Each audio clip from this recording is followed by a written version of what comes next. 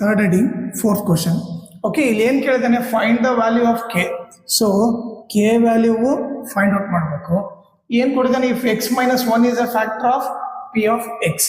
So ಇಲ್ಲಿ ಏನು X minus one is a factor ಅಂದರೆ ಎಕ್ಸ್ ಮೈನಸ್ ಒನ್ ಇದ್ದಲ್ಲಿ ಎಕ್ಸ್ ಮೈನಸ್ ಒನ್ನ 0 ಅಂತ ತೊಗೊಳ್ರಿ, -1 ಆ ಕಡೆ ಹೋದ್ರೆ ಏನಾಯ್ತು +1.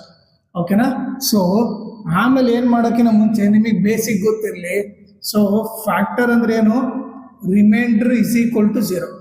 ಓಕೆ, ರಿಮೈಂಡರ್ 0 ಇದ್ರೆ ನಾವು ಫ್ಯಾಕ್ಟರ್ ಅಂತ ಕರಿತೀವಿ. ಓಕೆ, ಸೊ ರಿಮೈಂಡರ್ 0 ಇದ್ರೆ ಫ್ಯಾಕ್ಟರ್ ಅಂತ ಕರಿತೀವಿ. ಇಲ್ಲಿ ನೋಡ್ರಿ, ಎಕ್ಸ್ ಇದ್ದಲ್ಲೆಲ್ಲ 1 ಹಾಕಿದ್ರೆ, ಓಕೆ, ಎಕ್ಸ್ ಇದ್ದಲ್ಲೆಲ್ಲ 1 ಹಾಕಿದ್ರೆ, ಎಲ್ಲಿ ಇನ್ ಪಿ ಆಫ್ ಎಕ್ಸ್ ಅಲ್ಲಿ ಹಾಕಿದ್ರೆ ನಮಗೆ ಆನ್ಸರ್ ಏನು ಬರುತ್ತೆ, 0 ಬರುತ್ತೆ ಅಂತ ಅರ್ಥ. ಓಕೆನಾ. ಇಲ್ಲಿ ರಿಮೈಂಡರ್ 0 ಕೊಟ್ಟನಂದ್ರೆ ಏನು, ಎಕ್ಸ್ ಇದ್ದಲ್ಲಿ 1 ಈ ಪಿ ಆಫ್ ಎಕ್ಸ್ ಅಲ್ಲಿ ಹಾಕಿದ್ರೆ, ಸೊ ಎಕ್ಸ್ ಇದ್ದಲ್ಲಿ 1 ಆದ್ರೆ ಆನ್ಸರ್ ಏನು ಬರುತ್ತೆ, 0 ಬರುತ್ತೆ ಅಂತ ಇಂಡೈರೆಕ್ಟ್ ಆಗಿ ಕೊಟ್ಟಿದ್ದಾನೆ.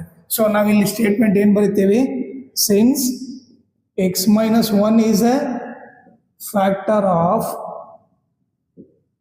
P of X. ಸೊ ಏನು ಬರಿತೀವಿ, ಪಿ ಆಫ್ 1 ಈಕ್ವಲ್ ಟು 0.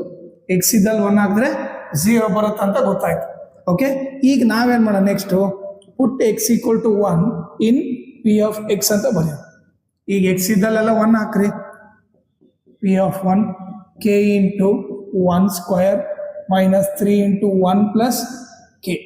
ಈಗ ನೀವು ನೋಡ್ರಿ, ಪಿ ಆಫ್ 1 ವ್ಯಾಲ್ಯೂ ಏನು 0 ಅಂತ ಕೊಟ್ಟಿದೆ ಅಂತಾನೆ. ಈಗ ಕೆ ಇಂಟು 1 ಸ್ಕ್ವಯರ್ 1, 3 1 ಜಾ 3 ಪ್ಲಸ್ ಕೆ.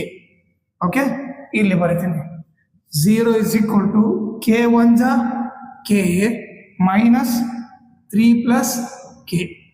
ಈಗ 0 equal to k plus k ಏನಾಗುತ್ತೆ, 2k ಆಗುತ್ತೆ. ಇಲ್ಲಿ ಏನಿಲ್ಲ ಅಂದ್ರೆ 1k, ಇಲ್ಲೊಂದು ಇದೆ ಏನಿಲ್ಲ ಅಂದ್ರೆ 1k ಪ್ಲಸ್ 1k 2k ಆಯಿತು, -3. ಓಕೆ, ಇದನ್ನ ಉಲ್ಟಾ ಬರೆದ್ರೆ 2k minus 3 equal to 0, 2k -3 ಆ ಕಡೆ ಹೋದ್ರೆ +3 ಆಗುತ್ತೆ. k is equal to 3 into ಇರೋದು ಈ ಕಡೆ ಬಂದರೆ ಡಿವೈಡ್ ಆಗುತ್ತೆ. k is equal to 3/2.